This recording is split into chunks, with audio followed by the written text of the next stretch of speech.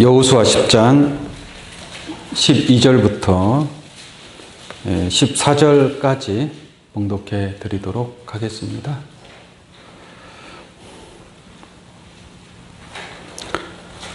여호와께서 아모리 사람을 이스라엘 자손에게 붙이시던 날에 여호수아가 여호와께 고하되 이스라엘 목전에서 가로되 태양아 너는 기브온 위에 머무르라 달아 너도 아얄론 골짜기에 그리할지어다 하매 태양이 머물고 달이 그치기를 백성이 그 대적에게 원수를 갚도록 하였느니라. 야셀의 책에 기록되기를 태양이 중천에 머물러서 거의 종일토록 속히 내려가지 아니하였다 하지 아니하였느냐. 여호와께서 사람의 목소리를 들으신 이 같은 날은 전에도 없었고 후에도 없었나니 이는 여호와께서 이스라엘을 위하여 싸우셨음이니라. 아멘. 여호수아 10장 12절로 14절까지 봉독해 드렸습니다. 오늘 이 말씀을 통해서 중천에 머물러 있는 태양이라는 제목으로 말씀을 증거하도록 하겠습니다. 오늘 참 놀라운 말씀이 오늘 본 말씀에 기록되었고 여호수아가 말하기를 태양아 너는 기브온 위에 머무르라 이런 놀라운 말을 하게 되고 또 그 말에 따라서 태양이 시간이 지나면 저물어 가야 되는데 태양이 저물지를 않고 하늘 중천에 머물러 있는 이런 놀라운 역사가 있게 됩니다. 그 말씀 속에 숨겨진 하나님의 뜻과 섭리를 깨우침 받아 이 말씀이 여러분들에게 나타나고 여러분들에게 이루어지고 여러분들 자신에게 큰 축복으로 나타나는 귀한 말씀이 되기를 원합니다. 아멘. 여호수아는 여러분들이 잘 알고 있는 것처럼 모세의 사명을 이어받은 자입니다. 모세가 이스라엘 백성들을 애굽에서 해방을 시켰습니다. 홍해 바다를 건넜죠. 그러나 모세는 요단강을 건너가지 못했습니다. 여호수아가 모세의 사명을 이어받고 그 60만 명 20세 이상 남자들만 건강한 남자들만 60만 명입니다. 그 엄청난 그 무리들을 여자와 어린아이들 빼고 60만 명이니까 거의 한 200만 명쯤은 되지 않을까 그렇게 생각을 합니다. 그 많은 사람들을 데리고 가나안 땅으로 들어가야 될 그 사명이 여호수아에게 있다는 것을 알 수가 있습니다. 근데 여호수아가 오늘 본문 말씀에는 이 아모리 족속의 5 나라의 왕들과 전쟁을 하는 겁니다. 그 전쟁 가운데에서 일어나는 일인데 여호수아가 언약궤를 앞세우고 요단강을 건넜단 말이에요. 요단강을 건너니 그 큰 성 여리고성이 앞에 있고 또 아이성도 있고 또 가나안 땅에 7 족속들이 있습니다.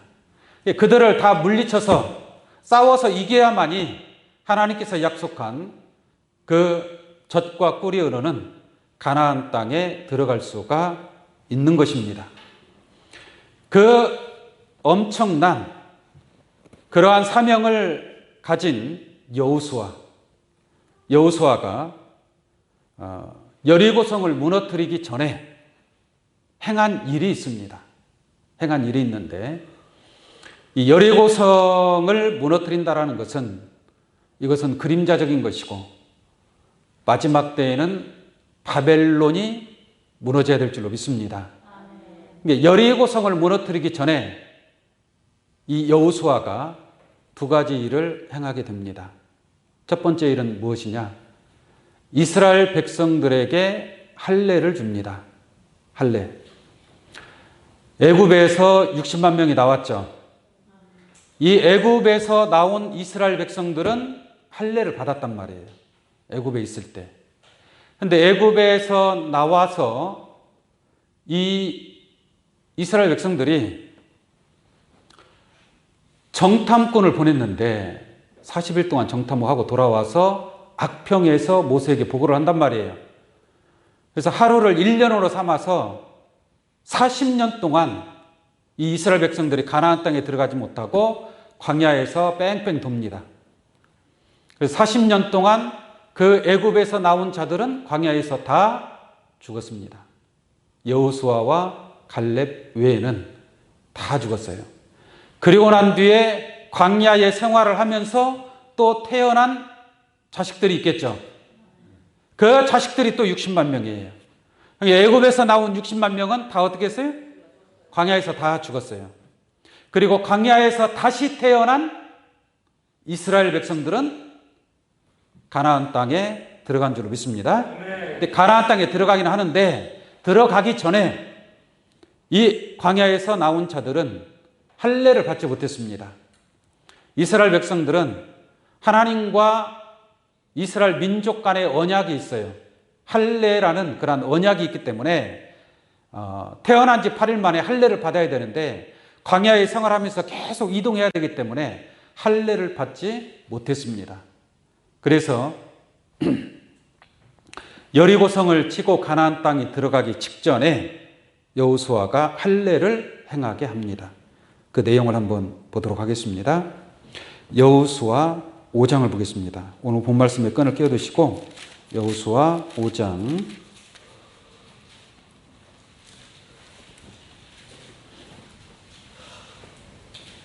2절로 보겠습니다. 그때 여호와께서 여호수아에게 이르시되 너는 부싯돌로 칼을 만들어 이스라엘 자손들에게 다시 할례를 행하라 하시매 여호수아가 부싯돌 칼을 만들어 할례산에서 이스라엘 자손들에게 할례를 행하니라. 여호수아가 할례를 시행한 까닭은 이것이니 애굽에서 나온 모든 백성 중 남자 곧 모든 군사는 애굽에서 나온 후 광야 노중에서 어떻게 했어요? 죽었습니다. 다 죽었습니다. 죽었는데 그 나온 백성은 다 할례를 받았으나 오직 애굽에서 나온 후 광야 노중에서 난 자는 할례를 받지 못하였음이니라 라고 말씀하고 있습니다. 그래서 이 여호수아가 할례를 행하게 됩니다. 한번 계속 보겠습니다. 6절 이스라엘 자손들이 여호와의 말씀을 청종치 아니하므로 여호와께서 그들에 대하여 맹세하사 그들의 열조에게 맹세하여 우리에게 주마 하신 땅 곧 젖과 꿀이 흐르는 땅을 그들로 보지 못하게 하리라 하시매 애굽에서 그 나온 족속 곧 군사들이 다 멸절하기까지 몇 년이요? 40년 동안을 광야에 행하였더니 그러니까 그 이스라엘 백성 애굽에서 나온 백성이 다 죽을 때까지 하나님께서 뺑뺑 돌렸다는 얘기예요. 그러니까 이스라엘 백성들이 다 죽을 때까지 걸린 기간이 40년이 걸린 겁니다. 그 다음에 7절 보겠습니다. 그들의 대를 잇게 하신 이 자손에게 여호수아가 할례를 행하였으니 길에서는 그들에게 할례를 행치 못하였으므로 할례 없는 자가 되었음이었더라. 온 백성에게 할례 행하기를 피라매 백성이 진중 각 처소에 처하여 낫기를 기다릴 때에 여호와께서 여호수아에게 이르시되 내가 오늘날 애굽의 수치를 너희에게서 굴러가게 하였다 하셨으므로 그곳 이름을 오늘날까지 길갈이라 하느니라 라고 말씀하고 있습니다. 이게 지금 여리고성을 함락하기 전에 이스라엘 백성들이 이와 같이 하나님의 명에 의해서 할례를 받게 된 줄로 믿습니다. 그래서 그 할례를 받았다라는 의미는 무엇이냐면 9절을 다시 한번 보겠습니다. 여호와께서 여호수아에게 이르시되 내가 오늘날 뭐라 그래요? 애굽의 수치를 너희에게서 굴러가게 하였다. 그러니까 할례를 받았다라는 것은, 이 할례가 뭔지 알겠죠? 육신적인 할례는 그 태어난 지 8일 만에 남자 그 아이에게 행하는 것이고, 그런데 여기서 지금 그 할례를 다 이스라엘 백성들이 받았단 말이에요. 받았는데 그 할례를 받음으로 더러운 것을 베어내는 겁니다. 더러운 것을 잘라내는 거예요. 다시 말하면 이스라엘 백성들에게 있었던 애굽의 수치를 너희에게서 굴러가게 하였다 하셨으므로, 이게 전에는 애굽의 수치가 있었다는 얘기죠. 애굽의 수치가 있었는데 이제야 비로소 애굽의 수치가 굴러갔다라는 얘기예요. 이게 수치가 없어졌다는 얘기예요. 수치. 부끄러운 수치가 없어졌다는 얘기예요. 이스라엘 백성들에게서 애굽의 수치가 있었다는 얘기입니다. 애굽의 수치. 그럼 애굽의 수치라는 것은 뭐겠어요? 애굽의 우상을 섬기고 하나님, 유일하신 참 하나님이 아닌 다른 신을 따라 섬기던 그 습성이 있다는 얘기예요. 무슨 말인지 아시겠습니까? 지금 가나안 땅, 젖과 꿀이 흐르는 가나안 땅에 들어가려고 하는 지금 긴박한 이때에 그러한 애굽의 수치를 가지고 가나안 땅에 들어갈 수는 없다는 얘기예요. 그러한 애굽의 수치를, 모든 더러운 것들을 다 베어내어야 할 줄로 믿습니다. 그래서 할례를 받은 겁니다. 그래서 하나님께서 이제야 비로소 너희에게서 애굽의 수치가 굴러갔다. 그래서 그곳 이름을 길갈이라고 하신 줄로 믿습니다. 이 할례에 관해서 지금도 뭐 율법주의자들은 육신의 할례를 받겠죠. 육신 할례를 받는데 사도행전 7장을 한번 보겠습니다.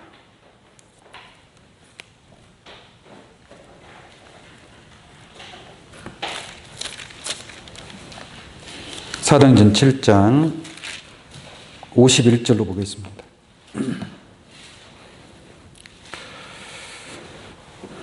목이 곧고, 목이 곧다라는 것은 교만하다라는 얘기입니다. 교만한 자들을 얘기하는 겁니다. 교만하다라는 것은 뭐냐? 진리 앞에 순종하지 않는다. 자기 뜻대로, 나는 내 멋대로 가겠다라는 사람들.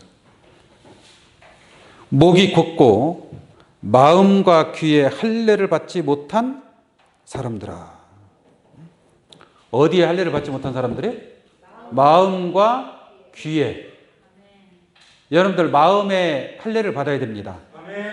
마음의 할례를 받는다라는 것은 내 마음 속에 있는 더러운 것들, 수치스러운 것들, 이런 것들을 어떻게 해야 돼요?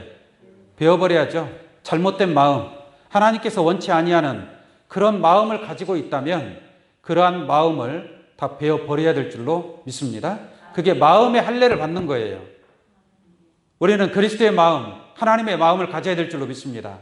근데 그런 마음이 아닌 어떤 육신에 속한 세상의 쾌락, 유흥, 거짓된 것, 어떤 그러한 마음들이 내 속에 있다면 그러한 마음들을 가지고서는 하나님 나라 들어갈 수 있어요, 없어요?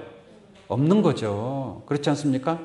가장 중요한 것은 바로 애굽의 수치라고 하는 우상신을 섬기는 그러한 마음, 그러한 마음을 베어버려야 됩니다. 다시 보겠습니다. 목이 곧고 마음과 귀의 할례를 받지 못한 사람들아. 마음의 할례를 받아야 되고 또 귀의 할례를 받아야 돼요. 귀에 어떻게 할례를 받아요? 귀에 어떻게 할례를 받느냔 말이에요. 내 귀에 옳은 소리, 거룩한 말, 그러한 말은 들어야 되겠죠. 그러나 내 귀에 들려오는 소리가 더럽고 추악하고 하나님의 뜻이 아닌 그러한 말씀이 내 귀에 들리면 그러한 것은 어떻게 해야 돼요? 베어버려야 돼요. 믿습니까? 그러한 것을 귀담아 버리면 그 더러운 것들이 내 속에 들어오는 거예요. 하나님의 원치 아니하는 그러한, 예를 들어서 하나님의 말씀이 아니에요. 진리의 말씀이 아니에요. 올바르고 정당한 말씀이 아니에요. 그러면 그러한 것들을 어떻게 해야 돼요? 배척을 하고 베어버려야 되겠죠. 그게 마음과 귀에 할례를 받는 자들이다라고 말씀드릴 수 있겠습니다. 너희가 항상 성령을 거스려 너희 조상과 같이 너희도 하는도다. 예수님 제자들을 핍박하는 바리새인 율법사들에 관한 그러한 책망의 메시지가 되겠습니다. 로마서 2장 말씀 한번 보겠습니다. 로마서 2장 28절로 보겠습니다. 대저 표면적 유대인이 아니요. 표면적 육신의 할례가 뭐요? 아니라. 이게 구약 시대에는 다 율법 아래에서 육신의 할례를 받았죠. 그냥 그 육신의 할례는 율법을 폐했기 때문에 이제 그것은 하나님께서 원하고 바라는 그런 할례가 아닌 줄로 믿습니다. 그냥 형식적인 것이고 그림자적인 할례였죠. 그러나 우리가 받아야 될 진짜 할례는 무엇입니까? 29절 말씀에 오직 이면적 유대인이며 다시 할례는 마음의 할지니. 할렐루야. 마음의 할례를 받아야 될 줄로 믿습니다. 마음이 더러우면 입에서 나오는 것도 더러울 것이고 행동하는 것도 뭐요? 더러울 수밖에 없는 것입니다. 마음의 할례를 우리가 더러운 것들을 내 마음에 깨끗하지 못한 것들은 빨리 베어내야 될 줄로 믿습니다. 그래서 이 말씀을 통해서 보면은 표면적 유대인이 있고요. 이면적 유대인이 있습니다. 표면적 유대인은 껍데기만 유대인이라는 얘기예요. 껍데기만. 표면적 유대인은 구원받을 수가 없습니다. 이면적 유대인이 구원을 받습니다. 그러니까 할례를 어디에 받는 자들? 마음의 할례를 받는 자들이 진짜 유대인이다 이 말이에요. 진짜 알맹이 유대인이다. 겉으로만 표면적 기독교인이 뭐예요? 아니라는 얘기예요. 믿습니까? 겉으로 볼 때는 참 열심히 하고 막 기도하고 막 교회 다니고 열심히 하긴 하는 것 같아요. 근데 표면적 기독교인이 있다 이 말이에요. 속에 알맹이는 없어요. 하나님의 뜻은 없어요. 주야주야 하는 것은 있는데 표면적인 모습은 있는데 이면적인 하나님의 자녀의 모습은 없다라는 얘기예요. 신령한 것이 없다는 얘기예요. 신령한 것이. 표면적인 그 율법의 행함, 교훈적인 말씀, 인문학적인, 인본주의적인 그러한 행함은 있다 할지라도 신령한 하나님의 말씀의 행함이 없다라는 겁니다. 그것이 바로 표면적 유대인입니다. 깨닫기 바랍니다. 29절 보겠습니다. 오직 이면적 유대인이 유대인이며 할례는 마음에 할지니 신령에 있고. 무엇에 있고요? 신령에 있다 이 말이에요. 할례를 받는데 의문의 할례를 받는 것이 아니라 신령한 말씀으로 할례를 받는 줄로 믿습니다. 신령한 말씀이 없는데 어떻게 마음의 할례를 받느냐 이 말이에요. 내 마음에 잘못된 것, 비진리, 잘못 깨닫고 있는 거 그런 거 다 배워버려야 될 거 아닙니까? 그래요 안 그래요? 하나님의 말씀과 온전히 하나가 될 수 있는 그러한 신앙이 되어야 될 거 아니에요? 말씀이 육신화가 되어야 되는데 거짓된 말씀이 있다면 그런 것을 배워버려야 될 거 아니에요. 그래서 할례는 마음에 할지니 신령에 있고 의문에 있지 아니한 것이라 라고 한 줄로 믿습니다. 신령한 말씀으로 할례를 받는 줄로 믿습니다. 의문으로 할례를 받는 게 아니라 이 말이에요. 여러분들이 육신적으로 겉으로 나타난 모습이 아무리 아름답다 할지라도 그 사람에게 칭찬은 받을 수 있어요. 그러나 신령한 것이 없으면 하나님에게 칭찬받을 수 없다는 것을 알기를 원합니다. 그 뒤에 보세요. 그 칭찬이 사람에게서가 아니요 다만 하나님에게서니라 라고 말씀하고 있는 줄로 믿습니다. 이 증거되는 신령한 말씀을 통해서 여러분들 참으로 세상의 모든 애굽의 수치가 굴러갈 수 있는 모든 더러운 것을 베어버릴 수 있는 그래서 맑고 깨끗한 그러한 신앙을 이루어야 될 줄로 믿습니다. 여호수아가 할례를 행하고요. 또 하나 행한 것이 뭐냐?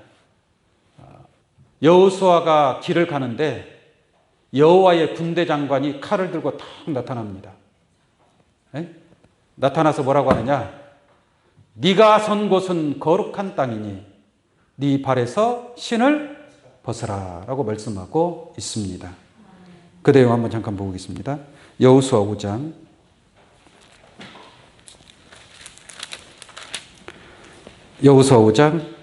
13절 한번 보겠습니다. 13절. 여호수아가 여리고에 가까이 왔을 때에 눈을 들어본즉 한 사람이 칼을 빼어 손에 들고 마주 섰는지라. 여호수아가 나아가서 그에게 묻되 너는 우리를 위하느냐 우리의 대적을 위하느냐 라고 여호수아가 담대하게 말을 합니다. 질문을 해요. 그러니까 14절에 그가 가로되 아니라 나는 여호와의 군대 장관으로 이제 왔느니라 라고 말씀하고 있죠. 여호수아 앞에 누가 나타난 거예요? 여호와의 군대 장관이 나타난 거예요. 그러니까 여호수아가 땅에 엎드려 절하고 가로되 나의 주여 종에게 무슨 말씀을 하려 하시나이까. 여호와의 군대 장관이 여호수아에게 이르되 네 발에서 신을 뭐하라? 벗으라 라고 말씀하고 있습니다. 네가 선 곳은 뭐하니라? 거룩하니라 하니까 여호수아가 그대로 뭐예요? 행하니라 라고 말씀하고 있는 줄로 믿습니다. 그래서 여호수아에게 신을 벗으라 라고 했습니다. 네가 선 곳은 거룩하니라. 자, 신을 벗었다. 네가 선 곳은 거룩하다. 지금 여리고성을 무너뜨리기 전이란 말입니다. 신을 벗으라. 네가 선 곳은 거룩하다라는 것은 진짜 그 여호수아가 서 있는 그 땅이 무슨 거룩한 땅이라는 얘기, 그 육신적인 땅이 거룩하다는 얘기가 아니라 지금 여호수아가 서 있는 그곳, 앞으로 여리고성을 무너뜨리고 가나안 땅을 점령하고 이스라엘 백성들에게 그 하나님께서 약속한 그 나라를 주어야 되는 그러한 막중한 사명을 가지고 있는 줄로 믿습니다. 그것이 여호수아가 신은 신발이란 말이에요. 그게 바로 거룩한 하나님의 사명인 줄로 믿습니다. 그 사명을 감당하기 위해서는 여호수아야 신을 벗어라.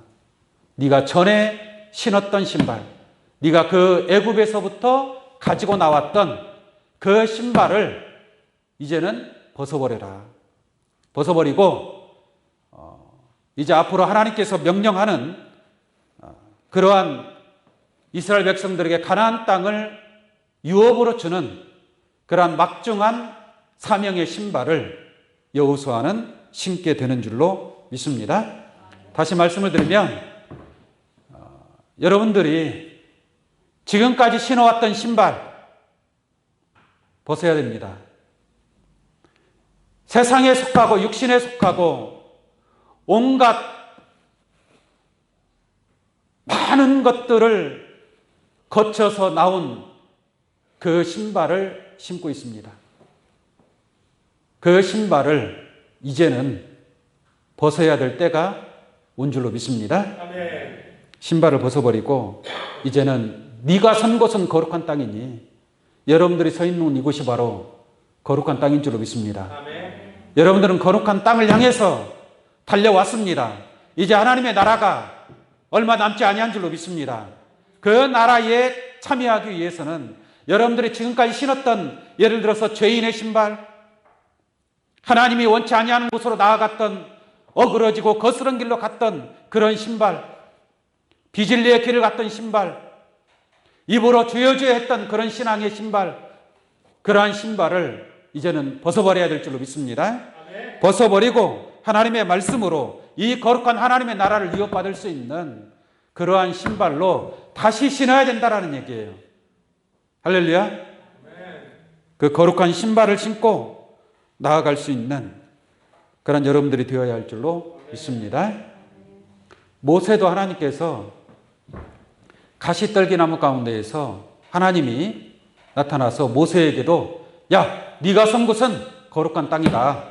그러니 네 발에서 신을 벗으라 라고 말씀하고 있습니다. 지금 여호수아에게도 얘기했잖아요. 그와 똑같이 모세에게도 얘기합니다. 모세에게. 그 내용 한번 잠깐 보겠습니다. 출애굽기 3장 5절입니다.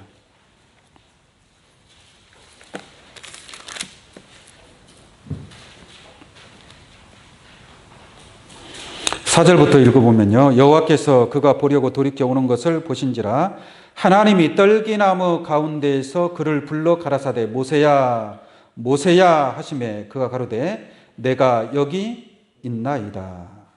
하나님이 가라사대 이리로 가까이 하지 말라. 너의 선 곳은 뭐예요? 거룩한 땅이니 네 발에서 신을 벗으라 라고 말씀하고 있습니다. 이게 네가 선 곳은 거룩한 땅이니 네 발에서 신을 벗어라. 이것은 육신적으로 모세가 서 있는 땅이 거룩하다는 얘기가 아니라 그 이스라엘 땅이 거룩하다는 얘기가 아니고 모세 앞에 있는 모세가 걸어가야 될 이제 행하여야 될 그 발걸음은 거룩한 발걸음인 줄로 믿습니다. 그러므로 더러운 신발, 그 전에 애굽에서 신었던 그 신발은 이제 벗어버려야 된다 이 말이죠. 모세는 사람을 죽이고 도망갔습니다. 살인자의 신발을 신었습니다. 애굽에서 태어나서 애굽에서 자랐습니다. 그러니 애굽의 우상들을 보고 자랐겠죠. 이게 그러한 마음 속에 모세의 마음 속에 그런 것들이 왜 없겠습니까? 그러한 애굽에서 있었던 모든 사상이라든지 애굽에서 가졌던 그러한 하나님께서 원치 않았던 그러한 믿음들을 이제는 그 신발을 다 벗어버려야 되는 줄로 믿습니다. 그래야 이 거룩한 이스라엘 백성들을 400년 동안 애굽에서 종살이 하다가 이제 해방을 눈앞에 두고 있지 않습니까? 그 큰 사명을 앞에 두고 모세는 그 전에 신었던 신발을 싹 벗어버리고 새로운 사명의 신발을 신고 거룩한 신발을 신고 거룩한 사명을 감당해야 되는 줄로 믿습니다. 그런 것처럼 여러분들도 마찬가지입니다. 여러분들 하나님의 나라를 향해서 나아가고자 한다면 육신의 신발, 썩어질 신발, 잘못된 그러한 걸음이었다면 그러한 모든 신발을 이제는 벗어버려야 될 줄로 믿습니다.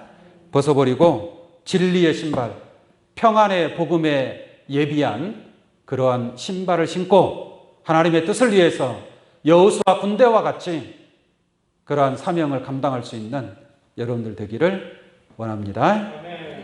구약의 역사는요, 그림자적으로 보여주는 역사입니다.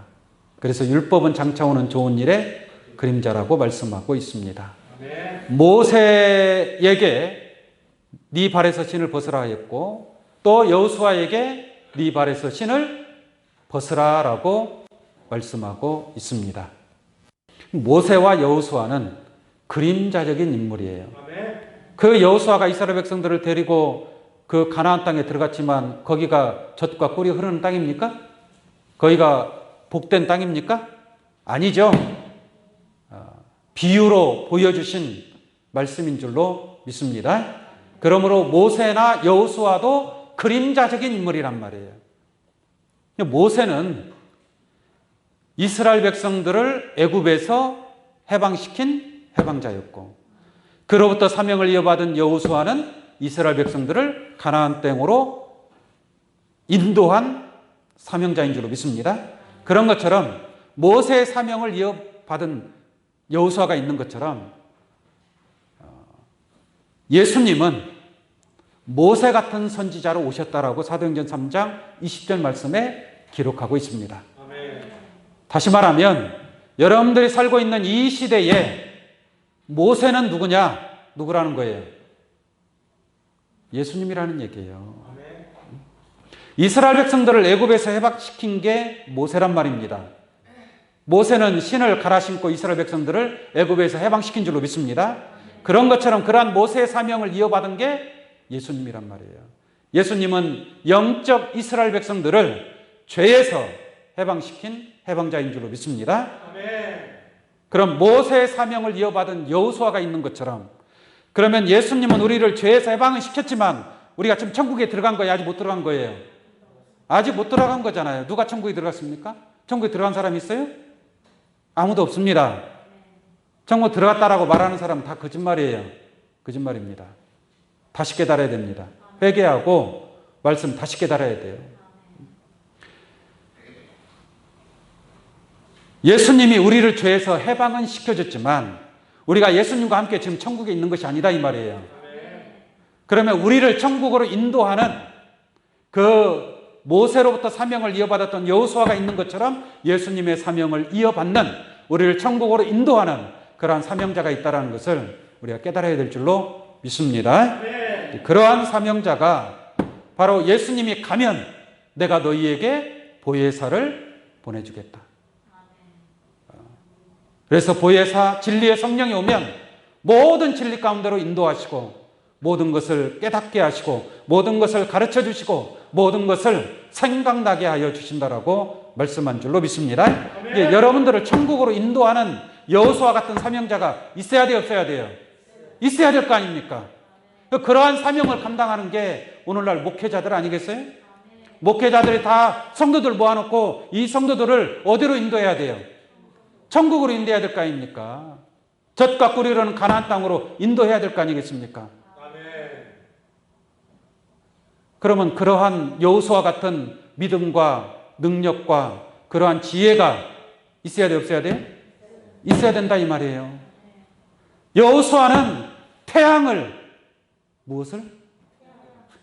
대단하죠? 태양을 멈추게 한 인물이에요. 놀랍지 않습니까? 오늘날 지구상에 태양을 멈추게 할 수 있는 자가 있어요, 없어요? 없어요. 그런데 여호수아는 태양을 멈추게 하고 달을 멈추게 했다 이 말이에요.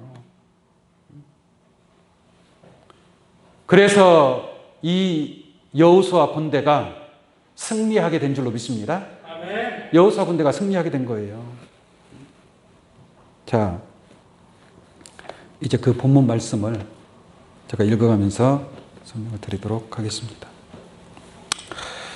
자, 전쟁이 일어나는 그 내용을 한번 보겠습니다. 지금 이 내용은 여리고성도 함락이 됐고 아이성도 함락을 하고 난 이후에 또 아모리 족속과 전쟁하고 있는 그런 내용이 되겠습니다. 그 전쟁하는 데가 어디냐? 기브온이라고 하는 성입니다. 기브온이라고 하는 성에서 지금 여호수아 군대와 아모리 족속의 군대가 서로 전쟁이 일어나게 됩니다.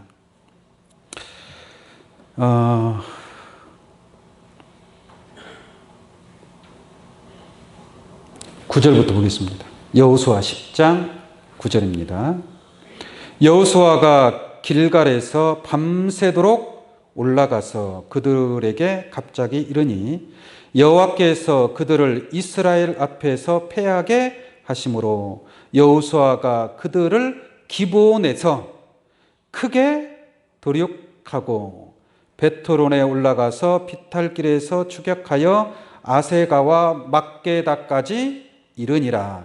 그들이 이스라엘 앞에서 도망하여 베토론의 비탈에서 내려갈 때에 여호와께서 하늘에서 큰 덩이 우박을 아세가에 이르기까지 내리심에 그들이 죽었으니 이스라엘 자손의 칼에 죽은 자보다 우박에 죽은 자가 더욱 많았더라 라고 말씀하고 있습니다.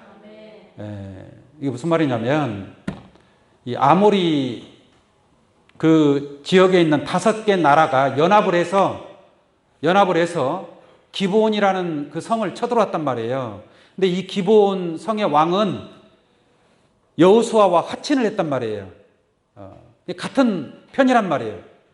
그러니까 이 기브온 성의 왕이 빨리 그 친서를 보내가지고 이 소식을 여호수아에게 전달한 겁니다. 그러니까 여호수아가 길갈에 있다가 부지런히 달려온 거예요. 기브온으로. 그래서 이 아모리 족속과의 전쟁이 일어나게 된 것입니다. 그런데 이 전쟁에서 이미 하나님께서 여호수아 군대에게 이 아모리 족속을 붙여버렸단 말이에요. 그러니까 여호수아 군대가 승리할 수밖에 없는 줄로 믿습니다. 거기다가 하나님께서 하늘에서 큰 덩이 우박을 막 쏟아 부어버리는 거예요. 큰 덩이 우박. 우박이 하늘에서 막 떨어지니까 그 우박에 맞아 죽은 사람이 여호수아 군대의 칼에 죽은 자보다 더 많더라라고 말씀하고 있습니다. 그래서 하나님께서 우박의 심판을 통해서 이 아모리 족속을 심판하고 있다는 것을 우리가 알 수가 있습니다. 아멘. 옛날에 뉴스 보니까 막 하늘에서 우박이 떨어지는데 막 주먹만한 게 떨어지죠. 그죠? 우리는 뭐 조그만 우박만 있는 줄 알았더니 그게 아니더라고요. 주먹만한 우박이 있습니다. 그게 하늘에서 내려와서 사람한테 맞으면 어떻게 되겠어요? 예? 자동차 유리창이 다 빵 끊어버립니다. 예. 무시무시하죠.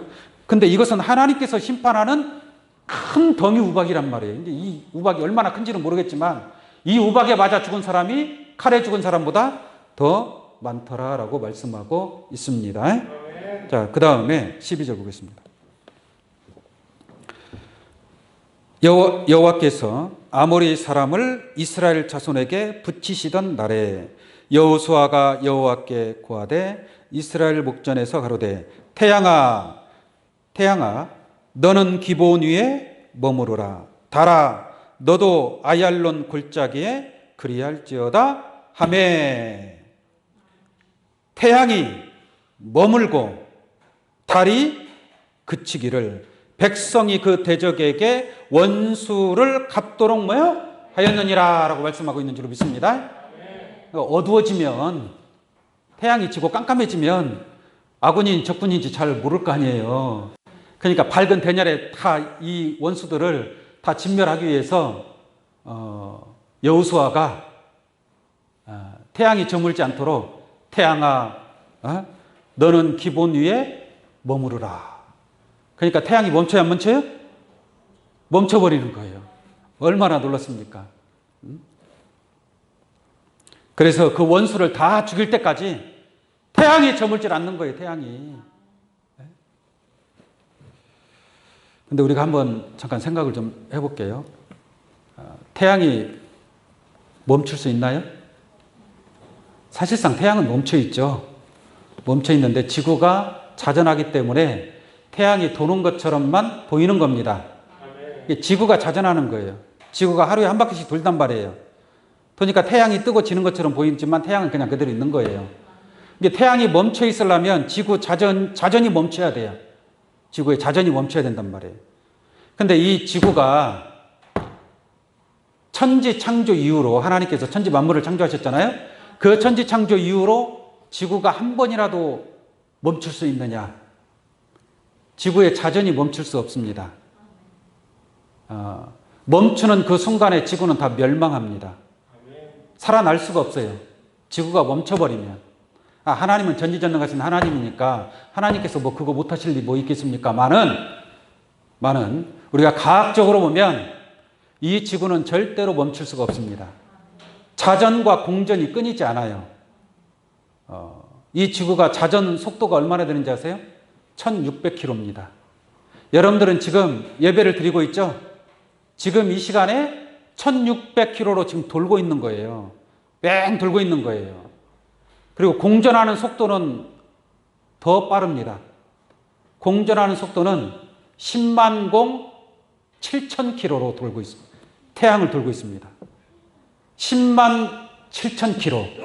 여러분들 상상이 가세요? 여러분들이 고속도로에 차를 타고 가는데 200km로 타고 가요. 빨라요, 안 빨라요? 엄청 빠르죠? 근데 브레이크를 팍 밟아버렸어요. 차가 딱 멈춰버렸어요. 그럼 그 안에 있는 사람들 어떻게 돼요?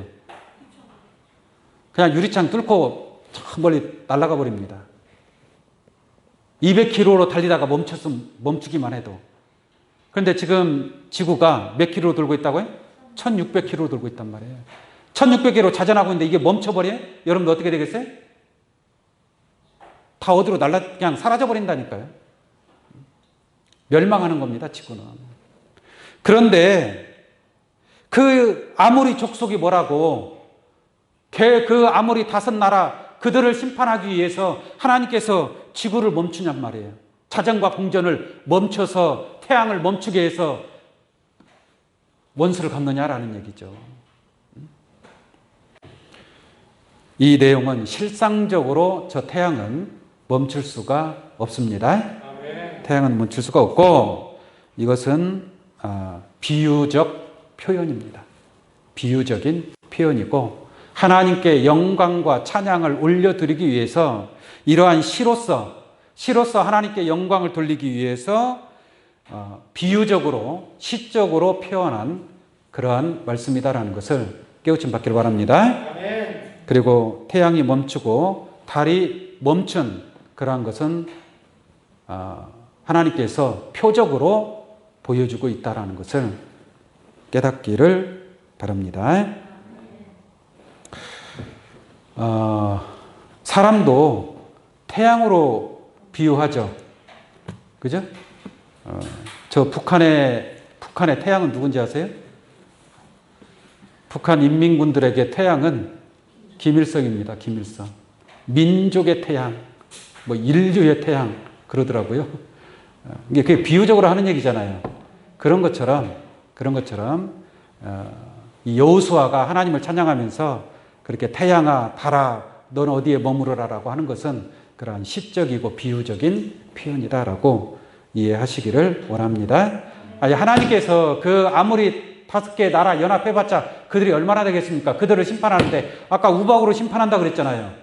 우박으로 다 하나님께서 심판할 수도 있는 것인데 진짜 이 자전과 공전을 하는 이 태양을 멈추겠느냐는 말이에요. 하나님께서. 그리고 밤에는 하나님이 심판하지 못해요? 기드온 보세요. 기드온은 야간에 기습을 해서 그것도 군사 300명으로 저 미디안의 그 메뚜기 떼와 같이 수많은 그 군대를 단 300명으로 가서 횃불과 나팔을 들고 싹 무찌른 줄로 믿습니다. 하나님께서 싸워서 이기는 방법은 수도 없이 많다 이 말이에요. 그런데 여기에서 왜 태양아 너는 기본 위에 머무르라라고 했느냐라는 얘기죠.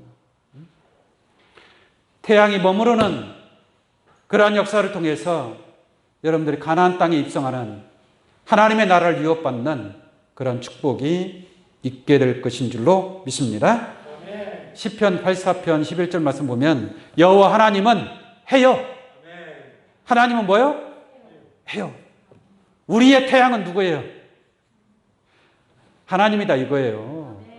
김일성이 아니고 태양과 같으신 분 하나님이신 줄로 믿습니다. 달과 같은 분은 누구예요? 예수님이다 이 말이에요. 해와 달과 별들을 성경에서 많이 언급하지 않습니까? 해와 달은 하나님과 예수님을 상징하고 있다 이 말이에요. 우리 계시록 말씀 보겠습니다. 계시록 21장.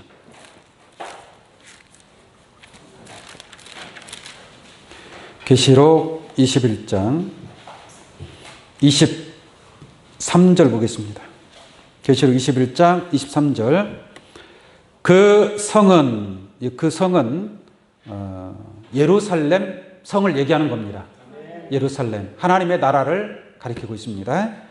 근데 그 성은 해나 달의 비춤이 뭐예요? 쓸데없으니. 이 예루살렘 성은 저 태양과 달의 비춤이 다 필요 없다 이거예요. 왜? 이는 하나님의 영광이 비치고 어린 양이 그 등이 되심이라 라고 말씀하고 있습니다. 그러니까 하나님이 우리의 빛이 되시고 예수님이 우리의 등불이 된다 이 말이에요. 하나님이 우리의 빛이고 예수님이 우리의 등불이 되면 이기지 못할 것이 있어요? 없어요? 없다 이 말이에요. 태양이 멈추는 것이 중요한 게 아니고 하나님이 우리와 함께하는 것이 더욱 중요한 줄로 믿습니다. 태양은 멈추지 않아도 하나님이 우리와 함께 하시면 우리는 모든 것을 이기고 승리하게 될 줄로 믿습니다. 그 뒤에 보겠습니다. 만국이 그 빛 가운데로 다니고 땅의 왕들이 자기 영광을 가지고 그리로 들어오리라. 성문들을 낮에 도무지 닫지 아니하리니 거기는 무엇이 없습니다. 밤이 없습니다. 할렐루야. 밤이 없다라는 것은 뭐예요? 낮이라는 얘기 아니에요. 낮. 빛이다라는 얘기예요. 빛이다. 낮에 낮이면 사람이 실족하지 않는 줄로 믿습니다. 낮이 12시가 아니냐. 낮에 다니면 사람이 실족하지 않고 밤에 다니는 자들은 실족한다라고 말씀하고 있는 줄로 믿습니다.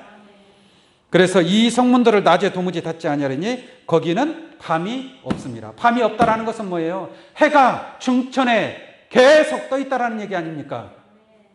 그 문을 닫을 필요가 있어요, 없어요? 없다라는 얘기죠. 밤이 없으니. 할렐루야. 여러분들에게 밤이 없기를 바랍니다. 밤이 없으려면 하나님의 영광이 여러분들에게 비치고 어린 양이 여러분들의 빛이 되기를 원합니다. 그러한 자들이 바로 예루살렘 성읍에 속한 자들이고, 그러므로 예루살렘은 이와 같이 밤이 없는 곳이다 라고 말씀하고 있습니다. 26절 보겠습니다. 사람들이 만국의 영광과 존귀를 가지고 그리로 들어오겠고, 사람들이 만국의 영광과 존귀를 가지고 그리로 들어오겠고, 그리로 들어온다라는 것은 예루살렘 하나님의 집에 들어온다라는 말인 줄로 믿습니다.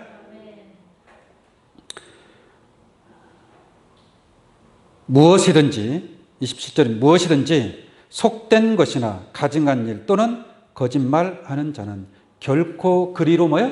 들어오지 못하되. 그러니까 속된 것이나 세속적인 걸 닮아가는 거예요. 세상을 쫓아가는 겁니다.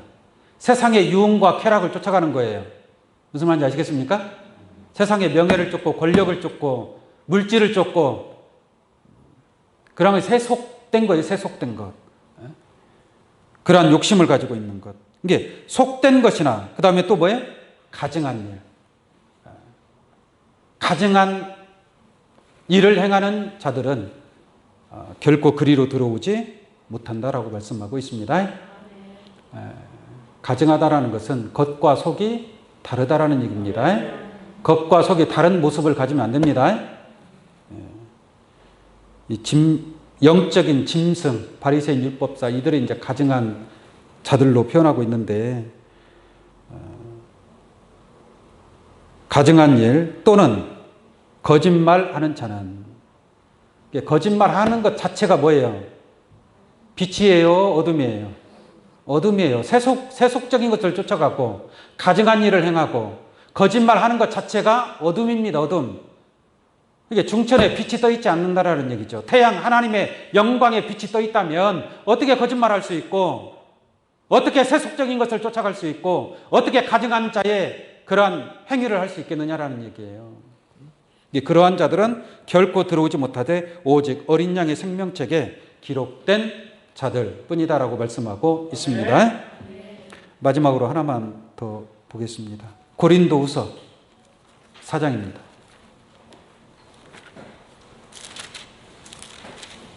고린도후서 4장 6절로 보겠습니다.